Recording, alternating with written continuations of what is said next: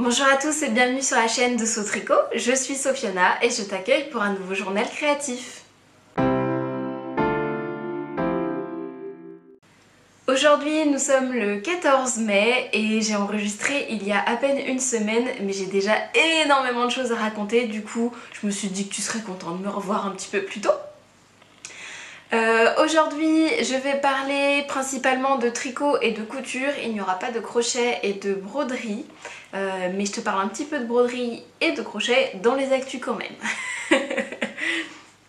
Alors, pour commencer dans les actus, tu as peut-être vu popper dans mes vidéos YouTube une petite vidéo où il n'y a pas que ma trombine à moi. On a réalisé une vidéo collaborative suite au déconfinement pour pouvoir continuer à soutenir les gens parce que tout le monde ne peut pas sortir et on a encore beaucoup de règles à suivre.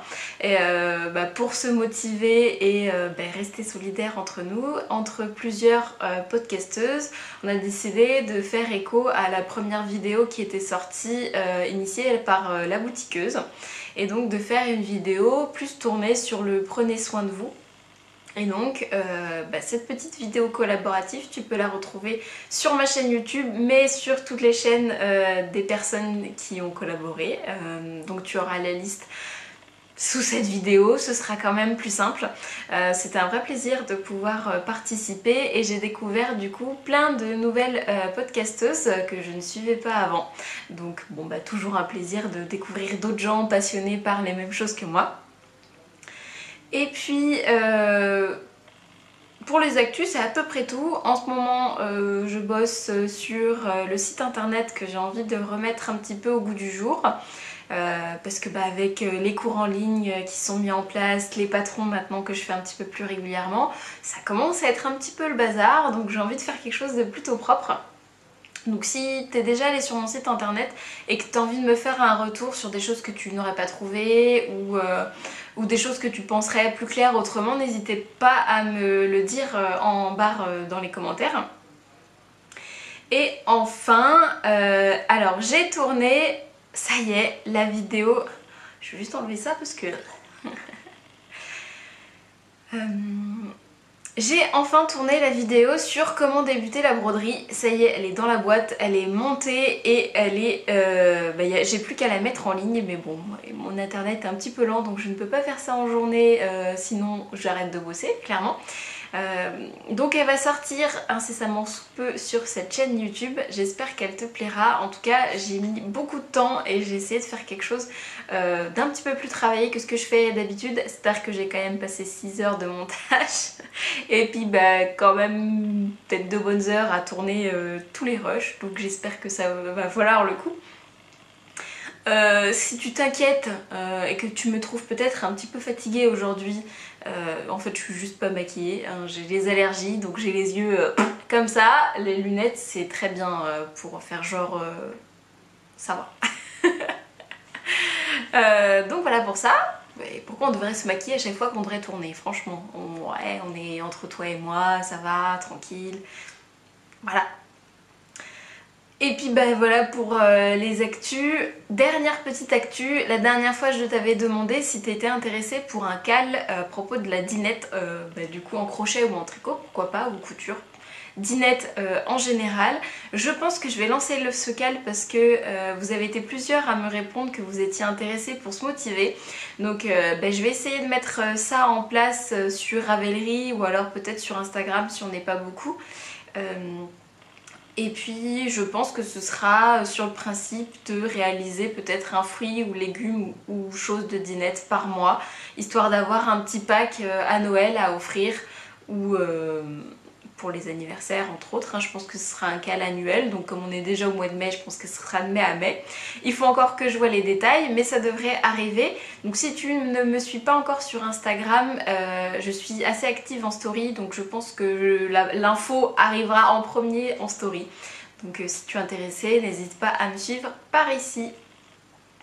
Et puis on va commencer directement par le tricot, puisque c'est la chose finie que je porte aujourd'hui. Décidément cette mèche là, elle a décidé que... Désolée pour les gens qui n'aiment pas qu'on se touche les cheveux. Excuse-moi. Alors, j'ai terminé mon petit pull lilas qui était en cours la dernière fois. Donc c'est un design de Nal, donc une créatrice française. Et donc je porte aujourd'hui mon petit pull, donc je vais pouvoir te le montrer terminé en même temps.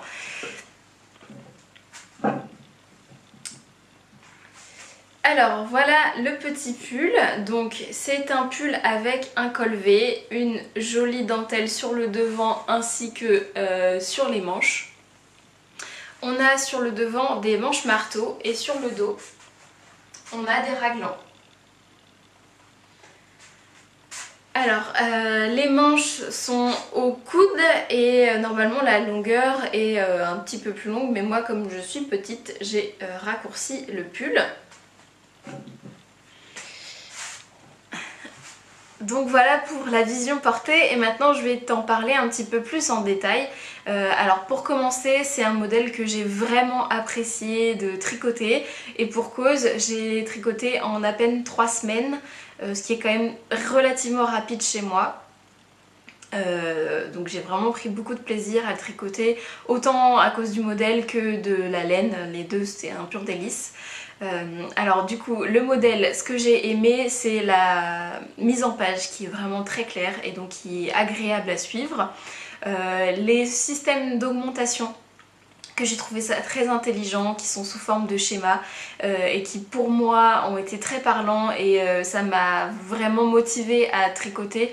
C'est vrai que d'avoir des instructions écrites qui sont très longues pour moi c'est un petit peu plus compliqué d'être attentive.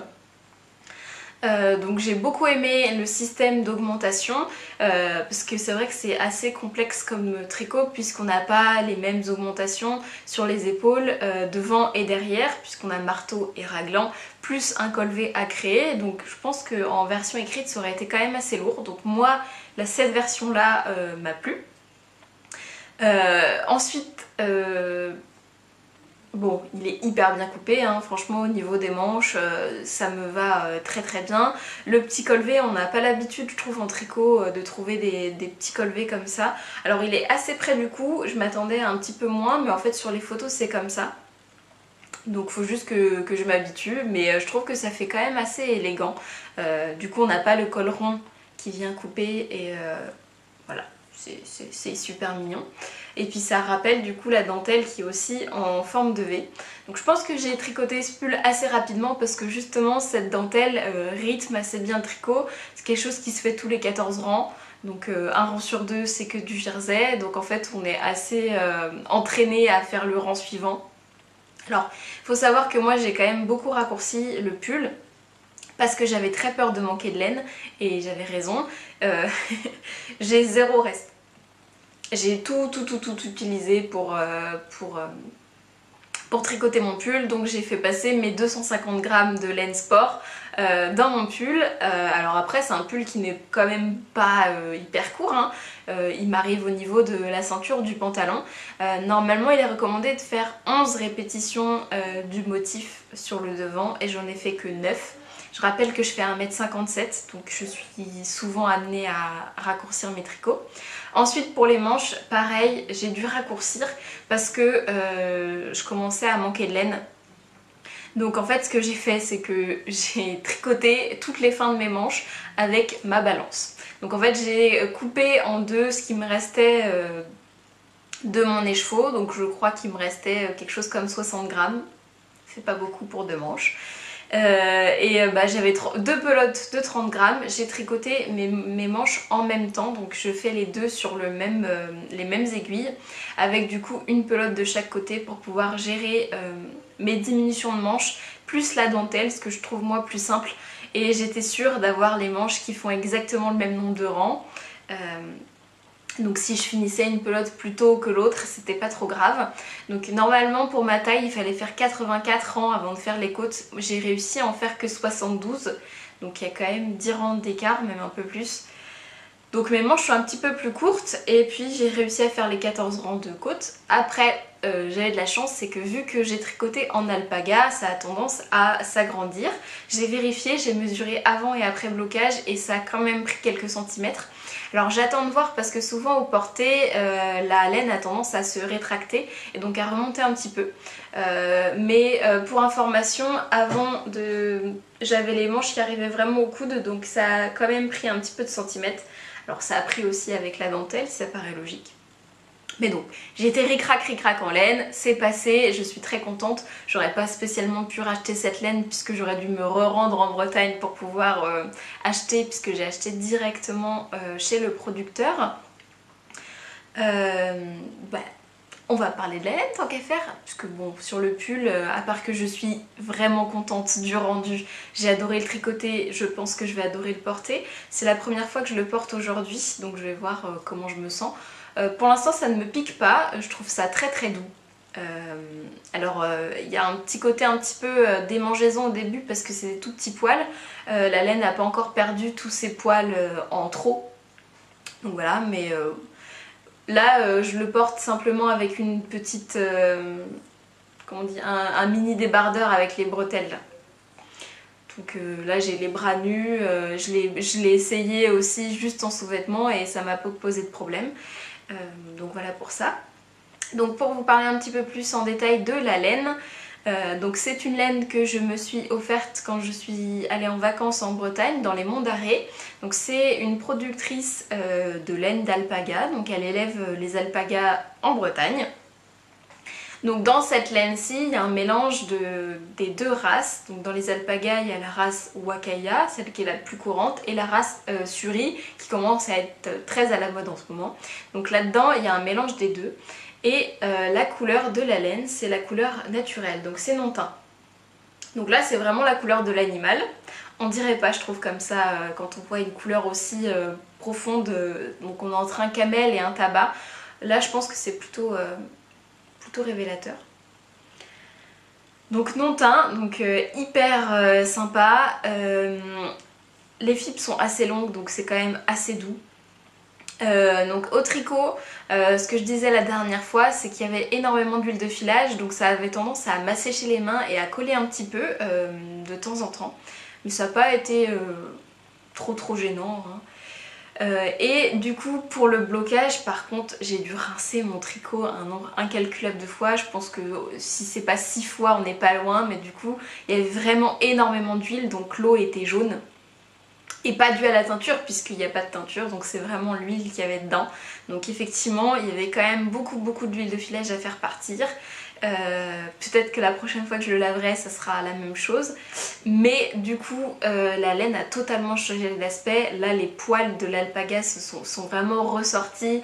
La maille a gonflé et on est vraiment sur un tombé qui est beaucoup plus drapé que lors du tricot. Donc j'ai respecté l'échantillon de la créatrice, donc on est à peu près sur 23 mailles sur de la sport et c'est très bien. Et donc si je te montre un petit peu plus de près, je pense que là tu vas voir le fait que ce soit vraiment poilu. Alors ce qui fait que du coup on voit peu la dentelle hein, sur ma version. Mais si tu es comme moi et que tu n'es pas une grande fan de mohair, et encore plus à tricoter deux fils en même temps, sache que l'alpaga ça fonctionne très bien et ça fait exactement le même effet. Et en plus de ça, c'est que c'est une fibre qui du coup est assez respirante, donc qui tient chaud quand il y a besoin d'avoir chaud et qui tempère quand la température est assez agréable. Donc voilà, moi je suis une fan d'alpaga, le rendu est vraiment sympa, on a ce côté poilu et en tenant qu'un seul fil c'est quand même plus pratique et ça coûte aussi moins cher que de doubler une fingering avec un mohair. Donc là pour le fil sport que j'ai acheté directement là-bas, donc mes 250 grammes de fil pour me faire mon pull complet m'ont coûté 60 €. Et j'ai acheté le modèle sur le site de la créatrice à 8 €. Donc j'ai un pull 100% alpaga français avec un patron d'une créatrice française pour 68 €. Moi ça me met en joie. Donc voilà pour ce petit pull. Si tu as des questions, tu n'hésites pas à me les poser, mais je pense que j'ai fait le tour, hein, on a quand même bien parlé. Donc bon il n'y a plus qu'à le porter maintenant, hein. Voilà. Et bah, une fois que j'ai fini ce tricot là en battant avec ma balance, etc., j'avais pas fini de me battre avec, avec les poids, etc. Donc la deuxième chose que du coup j'ai terminé, et j'ai commencé aussi quelque chose que tu n'as pas eu le temps de voir et qui est déjà terminé, c'est mes chaussettes d'intérieur, comme vous m'avez dit dans mes commentaires. Donc ma chaussette, donc un patron que j'ai créé du coup, hein, et qu'il va falloir que j'écrive comme d'habitude, c'est pas ma partie préférée, l'écriture. Donc j'ai fini la première chaussette. Alors pour rappel, la laine c'est la filature du Val Gaudemar, c'est le Filka. Donc c'est une laine que j'avais utilisée pour faire un snood et que je ne portais pas parce que je trouve que la laine pique. Un petit peu gênant pour un snood. Donc j'ai tout détricoté et j'ai récupéré du coup 2 écheveaux de 100 grammes de fil qui est bulky, donc quelque chose qui se tricote en 5,5-6. Et comme la laine me piquait, je me suis dit que de faire une paire de chaussettes ce serait quand même un petit peu plus agréable. Donc voilà pour ma chaussette. Donc pour te montrer le motif en détail. Donc on est sur 2 torsades, donc une torsade principale et puis 2 plus petites, donc qui sont exactement les mêmes en miroir. Voilà, je m'étais dit que de la dentelle c'était super sympa avec les torsades et un fil qui soit assez gros et rustique comme ça. Sachant qu'il va quand même tenir déjà super chaud, c'est pas les petits trous de la dentelle qui vont faire qu'on va perdre en chaleur. Donc pour la chaussette, eh ben, j'ai fait une pointe. Le défi c'était de trouver combien de mailles à monter puisque bah, y a quand même peu de modèles en bulky sur Ravelry. Ensuite, bah, une fois que j'avais le nombre de mailles, je pouvais bah, créer un motif. Voilà. Donc tiré de 2 bouquins. Les livres, c'est le livre de torsade de Nora Gogan et la petite dentelle sur le côté, c'est la Bible du tricot japonais de Hitomi Shida. Voilà. Donc j'ai tricoté mon pied, j'ai fait mon talon en rang raccourci, c'était la première fois que je faisais ça, ça s'est très bien passé. Et ensuite j'ai monté ma tige, donc c'était là où j'étais rendue la dernière fois. Donc bah, pour la tige j'ai juste continué et j'ai enlevé les motifs, enfin j'ai surtout pas répété les motifs qu'il y avait sur les côtés parce que ça faisait trop fouillis. Donc en fait on a juste sur l'arrière du pied la torsade principale, voilà. Et j'ai fini avec un ourlet en dents de chat parce que bah, c'est trop mignon. Donc j'ai fini ma première chaussette et j'ai pesé ma laine et j'avais utilisé 60 grammes pour ma chaussette. Donc il me restait 40 grammes, pas assez pour faire ma deuxième chaussette. Et en fait, bon je pense que tu commences à le savoir, j'aime pas trop avoir des restes ou quand les patrons indiquent des quantités de laine et qu'il me reste un écheveau sur mon pull, je suis toujours un petit peu embêtée parce que du coup j'ai dépensé de l'argent pour rien entre guillemets parce que ça peut pas rentrer dans ce que j'avais prévu à la base et donc il faut toujours que je cherche à faire autre chose avec. Bon, en soi c'est pas très grave, on fait toujours quelque chose avec de la laine mais c'est vrai que quand c'est pas ce qu'on a prévu à la base il faut essayer de se réinventer. Et donc bah là je me dis que pour mes patrons je vais essayer de faire en sorte que ça n'arrive pas. Bon bah là ça marche potentiellement que pour ma taille, on est d'accord, mais au moins moi je n'ai pas de reste. Donc dans les 40 grammes restants, et ben, je me suis dit que j'allais faire une paire de mitaines pour aller avec mes chaussettes, hein, parce qu'on porte très souvent ces chaussettes assorties à ces mitaines. Bref, quitte à faire des accessoires, je sais qu'il y a beaucoup de gens qui ne tricotent pas de chaussettes et c'est bien dommage. Hein. Et ben la mitaine c'est quand même un projet qui est un petit peu plus accessible entre guillemets que la chaussette. Donc j'ai repris mon motif et j'ai fait des mitaines parce que j'en avais besoin. Donc j'ai repris exactement la même torsade que j'ai fait sur l'avant. Donc en fait j'ai essayé de reprendre les mêmes codes que ma chaussette. Donc avec l'ourlet dans le chat et puis bah du coup le petit pouce quoi. Et derrière c'est que du jersey tout simple. Donc si je te passe ma petite mitaine. Voilà ce que ça donne.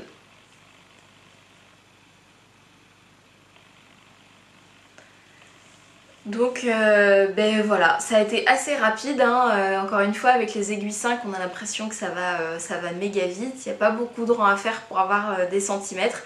Donc j'ai fini cette paire hier soir et puis bah voilà.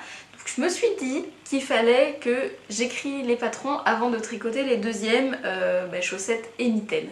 Comme ça peut-être que je vérifierai mes instructions en même temps ou peut-être en même temps qu'un test si je les fais tester. Donc franchement rien de compliqué, hein. Je pense que on peut créer des mitaines assez facilement puisqu'en fait c'est quasiment juste un tube et on rajoute le pouce sur le côté, donc il y a plusieurs techniques différentes. Donc moi je me suis aidée du Vogue Knitting, donc désolée Elise, hein, tu n'as toujours pas récupéré ton livre. Pour choisir le pouce que je voulais faire et puis bah, j'ai monté mes mailles comme ça. Donc là encore une fois j'ai pas vraiment calculé, mais comme j'ai mon échantillon et que c'est des constructions assez simples, je pense que je pourrais quand même décliner plusieurs tailles. Donc voilà pour mes chaussettes assorties aux mitaines. Donc ça ferait peut-être un e-book ou un bundle ou je ne sais quoi. Elles n'ont pas de nom non plus, hein. Voilà. Donc j'ai fini tout ça et il me reste plus que les chaussettes de Francis sur mes aiguilles encore une fois. Donc il faut que je trouve d'autres choses à mettre sur mes aiguilles. J'aurai toujours la dinette en crochet que je pourrais faire, hein, voilà. Mais ça me demande un petit peu plus de concentration quand même et j'ai du mal à crocher le soir parce que du coup on voit pas grand chose et comme c'est pas mon... J'adore crocheter mais c'est pas encore mon domaine de prédilection, je suis quand même plus à l'aise avec le tricot et je préfère prendre le temps de crocheter, de vérifier ce que je fais, etc. Et puis j'aimerais bien avoir un tricot sur mes aiguilles autre que des chaussettes que j'utilise pour bière Hélène. Donc j'ai sorti mes restes que j'ai pour te poser des questions. Voilà mes restes. Donc là c'est tous mes restes de tricot qui rentreront pas dans la dinette et qui potentiellement peuvent être utilisés pour plutôt des vêtements que des accessoires. Enfin des vêtements, du coup je vais faire des accessoires mais bref. Donc il y avait les restes des deux pulls Once and Floral, donc celui de mon beau-père plus le mien. Il me reste encore 50 grammes de chaque coloris. Donc ça c'est les toisons bretonnes. Voilà. Oups. Et il me reste du coup 50 grammes du coloris Popeye de la Féfile en single. Et j'ai un écheveau entier de boucle laine Outre-mer, donc un bleu très foncé. Et en reste, j'ai aussi la Brush Silk Alpaca de chez Drops du coup, qui est là depuis très longtemps parce que c'est dans mes tout premiers trucs tricotés avant que je connaisse Ravelry, etc. Donc je crois que c'est la laine qui reste depuis le plus longtemps dans mon stash et j'aime pas ça. Et donc j'aimerais me faire un lumpy, comment on dit ça, un lumpy space de Steven West pour rentrer dans le cal de Bobine et Pelote, donc le cal Jamais sans Steven. Moi j'adore ses patrons, j'adore sa créativité. J'ai le patron du Lumpy Space depuis assez longtemps puisque j'avais acheté le bundle avec le Vertitionit et le Smooth Move, mais il me semble qu'il a changé de nom. Et il me fait de l'œil depuis super longtemps. Je me dis peut-être que dans mes restes je vais réussir à caler le Lumpy Space, sauf que j'ai du mal à savoir dans quel ordre mettre mes couleurs en fait. Et je me dis que peut-être que rajouter le mohair ça sera assez sympa, ça rajoutera de la texture. Donc bon, faut me dire. Je me dis peut-être ça dans le triangle du milieu ou dans les bordures. Est-ce que je mets le clair au milieu ou le foncé? C'est trop dur de choisir les couleurs quand on veut faire des choses. Et encore plus avec des restes parce qu'il faut aussi s'accommoder sur les longueurs quoi. Donc je crois que je vais essayer de partir ça et je verrai bien, ou je détricoterai si ça me plaît pas, ou en tout cas si tu as un avis sur la question, eh bien je suis toute oui. Et donc pour le tricot, et ça sera tout parce que sinon il faut que j'achète de la laine. Alors c'est pas faute d'avoir envie de faire plein de trucs, mais je pense que je vais encore attendre un petit peu pour pouvoir acheter. Je me dis que tant que j'aurai pas vidé l'intégralité de mon stash, bah pas besoin d'acheter en soi, hein. Donc voilà pour le tricot, et puis bah, on va enchaîner avec la couture directement. Je vais te parler de 2 petits projets avant d'entamer les plus gros. Donc elle va être énervante cette mèche. Donc les 2 petits projets que j'ai fait le week-end dernier, rapidement comme ça à l'arrache. Donc on voit fleurir un petit peu partout forcément avec l'été qui va arriver, les petits bandeaux ou les turbans. Et c'est un truc que moi j'aime bien. Et comme je commence à avoir les cheveux un petit peu plus longs, c'est vrai que je vais vite avoir chaud, donc il va falloir que je trouve une manière de me coiffer.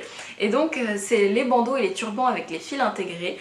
Je trouve ça hyper intelligent, sauf que ça m'ennuie de mettre de l'argent là-dedans, clairement. Les créatrices sont top, etc. Mais je me dis que comme je suis couturière, il y a moyen que je puisse trouver un système pour pouvoir faire la même chose. Donc c'est une chose que j'ai tentée. Donc tu envoies un par là. Voilà, et je te montre le deuxième pour t'expliquer comment j'ai fait ça.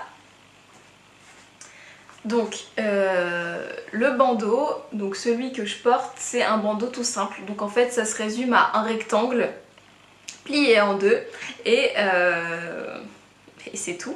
Et donc là le système pour avoir ce fil de fer qui soit maniable, alors en fait j'ai trouvé pas mal de tutos en anglais, très peu en français, et pour le turban j'en ai pas trouvé.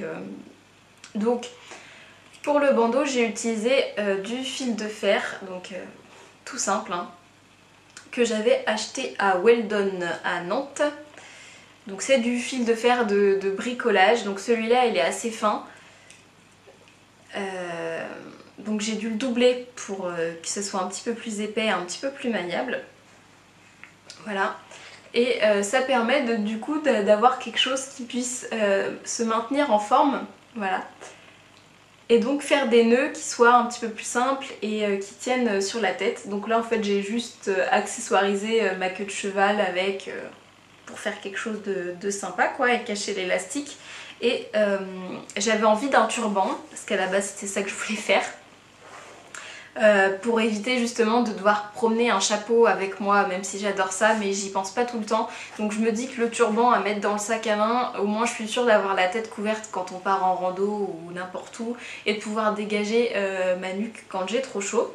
Donc le turban c'est hyper simple en fait, d'ailleurs je pourrais peut-être faire un tuto si jamais. C'est un triangle, donc clairement là on est sur un bavoir ou un châle. Donc c'est un grand triangle doublé. Donc j'ai coupé 2 triangles dans mon tissu que je suis venue assembler endroit contre endroit.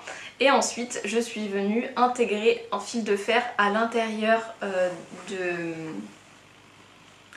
du côté le plus long. Alors magie du montage, je me suis rendu compte que j'avais 30 minutes de rush qui n'avaient pas été enregistrées. Ça arrive des fois, et que du coup j'ai pris le temps de déjeuner et que le jardinier a décidé de reprendre. Donc s'il y a du bruit, si c'est pas le même cadre et si je répète, et désolé. Mais voilà, ça fait partie du job. Donc du coup je vais reprendre là où j'en étais à peu près pendant mon montage. Donc j'étais en train de parler de mon turban DIY. Donc je disais que j'avais rajouté un fil de fer dans la partie la plus longue du triangle. Donc en fait pour le fil de fer, j'ai pris mon fil que j'ai plié en 2 pour avoir quelque chose qui soit un petit peu plus rigide et que du coup mes nœuds tiennent bien. Donc là quand je le plie qu'une seule fois, ça se forme correctement. Donc très simple à faire. Et puis pour les coupes de cheveux, il y a plein de vidéos sur YouTube pour pouvoir se servir de ce bandana, donc que ce soit en triangle, soit en le repliant pour pouvoir faire du coup des bandeaux et le mettre autour de la tête. Donc voilà pour mon petit DIY. Si tu as besoin d'une vidéo tutoriel, tu n'hésites pas à me le dire dans les commentaires. Je serais ravie d'en refaire pour pouvoir le filmer. Parce que là j'ai vraiment utilisé des tissus que j'avais en stock. Mais clairement c'est pas ce qui me mettra le plus en valeur. Et les carreaux c'est quand même un petit peu difficile à associer. Donc j'aimerais bien en faire des unis pour pouvoir mettre avec mes tenues un petit peu plus facilement cet été. Donc voilà pour ce petit turban. Et puis ensuite, eh bien, je vais continuer la couture en te présentant ma dernière cousette qui est un pyjama. Alors pourquoi un pyjama? Je me suis fait plaisir et je me suis offert deux patrons la semaine dernière. Donc le premier, c'est le pantalon com de Anne Cardilès Couture. Donc j'ai profité de ses soldes sur son site pour pouvoir acheter le patron. Donc j'ai acheté le patron à 8,80 €. Donc pour un pantalon, c'est vraiment top. Donc patron PDF. Et pour les réticents du PDF, je me suis chronométrée et j'ai mis 45 minutes à assembler mon patron en entier, donc impression plus collage. Donc ma petite astuce, c'est que je ne découpe pas les bords, je viens assembler les feuilles les unes sur les autres par transparence, ce qui me permet juste de scotcher et après on peut découper autour. Donc moi je ne découpe pas mes PDF mais je les décalque parce que comme je change de taille plutôt régulièrement et que j'aime bien faire des ajustements, surtout pour un pantalon, je trouve ça plus intelligent de décalquer puisque souvent on est entre plusieurs tailles, ce qui m'est arrivé. Donc pour l'histoire, le pantalon com, donc c'est un pantalon qui me faisait de l'œil. En fait je cherchais ce modèle de pantalon depuis un moment parce que j'ai des pantalons du commerce que je mets très régulièrement et donc j'avais envie de me coudre d'autres versions un petit peu plus colorées. J'ai eu des questions me demandant comment je choisissais mes patrons. Et bien justement, en général, je me dirige vers des créatrices en lesquelles j'ai confiance, donc des créatrices que j'ai déjà testées et qui je trouve tombent bien. Donc Anne Cardilès, j'adore la robe, j'avais aucun problème de montage, donc je me suis d'abord dirigée vers son patron plutôt que d'en prendre un autre parce que c'est ce genre de patron, on en trouve un petit peu partout sur internet. Donc je privilégie les créatrices que je connais déjà. Et bon bah Anne Cardilès c'est une créatrice nantaise, donc ça me fait d'autant plus plaisir d'acheter chez elle. Donc le pantalon com, c'est un pantalon avec devant la ceinture droite et ensuite élastiqué sur les côtés et sur l'arrière. Il y a deux petits plis sur le devant et des poches italiennes. Donc en fait c'est un pantalon taille haute, mais vraiment haute, c'est-à-dire qu'elle arrive à la taille naturelle, donc au-dessus du nombril. Et c'est un pantalon carotte 7/8e. Donc moi dans un premier temps je fais toujours une toile pour les pantalons, enfin je fais toujours des toiles en général hein, quoi qu'il arrive. C'est qu'en général je fais quand même des toiles portables. Donc pour commencer, il y a des trucs dans le... Donc pour le pantalon com, si on suit le tableau des tailles, moi je fais 68 au niveau de la taille, donc j'aurais dû faire un 38 et 88 au niveau des hanches, ce qui équivaut entre un 34 et un 36 chez Anne Cardilès. Donc partant d'une bonne intention, j'ai commencé à faire ma toile en faisant mes ajustements, donc 38 à la taille et je suis partie entre le 36 et le 34 pour les hanches. J'ai fait un essai, j'ai tout cousu dans ce tissu. J'y reviendrai un petit peu après. Et en fait c'était beaucoup trop grand, ça allait pas du tout, c'était pas joli. Donc eh ben, plutôt que de redécouper une version dans le reste de mon tissu, j'ai préféré tout découdre pour pouvoir récupérer les pièces parce qu'en fait au vu du tombé sur moi, je suis partie sur un 34 qui est la plus petite taille chez Anne Cardilès Couture et donc mes pièces qui étaient coupées en 38 passaient dans le 34. Donc j'ai tout décousu et j'ai tout recommencé. Et cette fois le 34 tombe bien. Donc pour ma toile, moi ce que j'aime faire c'est que du coup là j'ai utilisé un fil violet que j'utilise pas d'habitude parce que voilà, mais comme c'est une toile et que de toute manière il n'y a aucune couture apparente, autant utiliser les fils qu'on n'utilise pas souvent pour ce genre de choses. Et du coup pareil pour les finitions de ceinture, normalement c'est une ceinture de pantalon classique, donc avec un revers qu'on vient plier et après assembler à la main ou surpiquer. Là comme c'est une toile et en plus un pyjama, j'ai simplement assemblé la couture endroit contre endroit avec mon short et ça fonctionne très bien. J'ai pas entoilé l'avant parce que c'est une toile et qu'en plus en pyjama j'avais pas envie que ça me serre. Et l'élastique, pareil, c'est pas la bonne taille. Normalement, il faut 4 cm de large et moi j'avais que 2 cm et j'avais pile poil, c'était un reste d'élastique, la bonne taille. Donc j'ai utilisé ça. Donc au niveau de la couture, ça se place pas hyper bien, mais ça permet de vérifier le fit, donc nickel. Donc au final, le 34 me va très bien.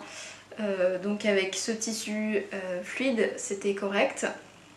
Donc pour la petite histoire, ce tissu, c'est mon voisin qui me l'avait donné. Donc c'est un tissu en coton avec des petites fleurs.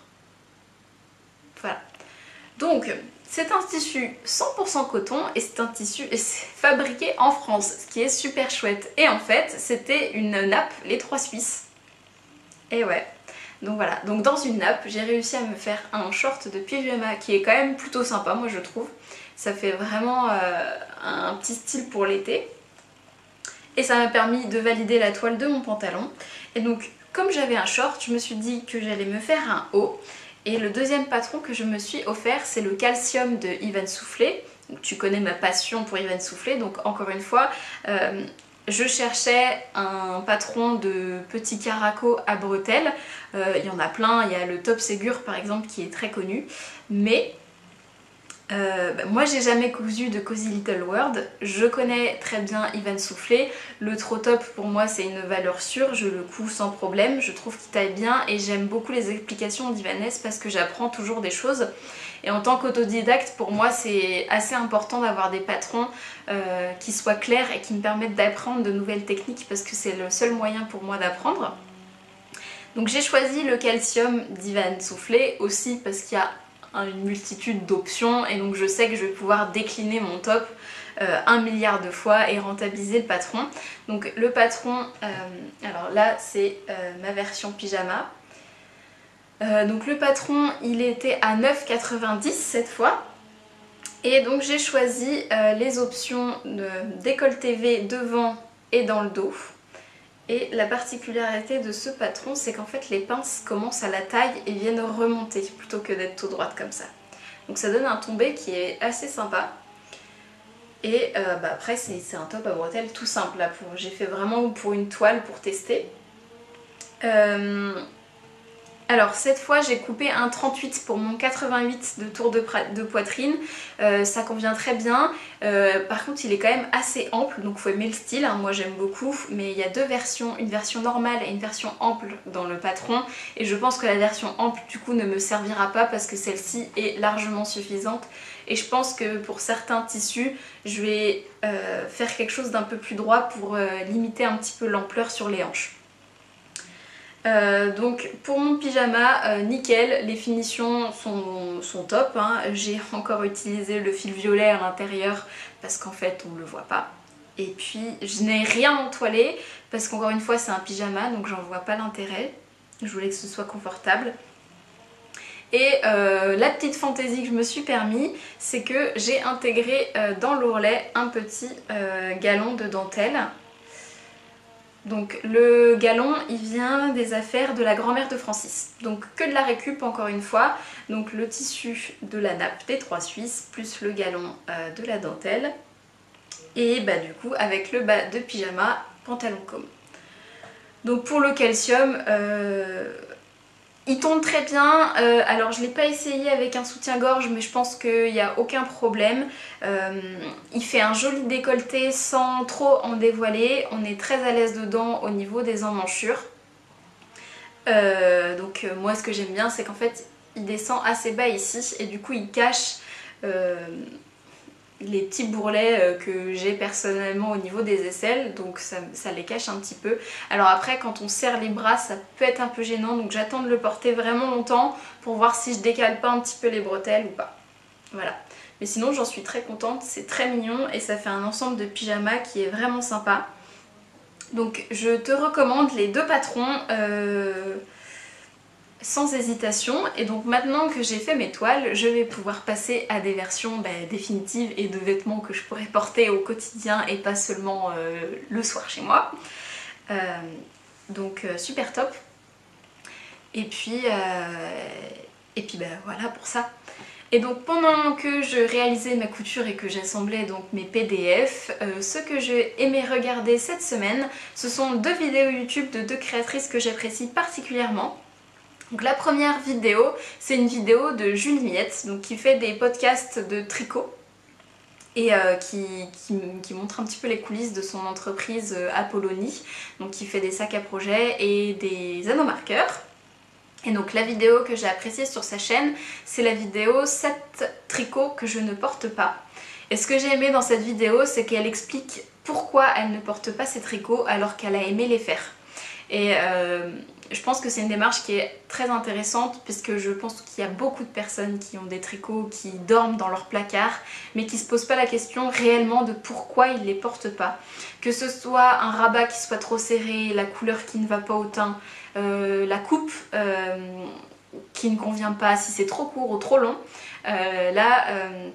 Julie, elle fait vraiment attention à ces détails-là et donc elle décrit tous ses projets, pourquoi ils ne fonctionnent pas sur elle.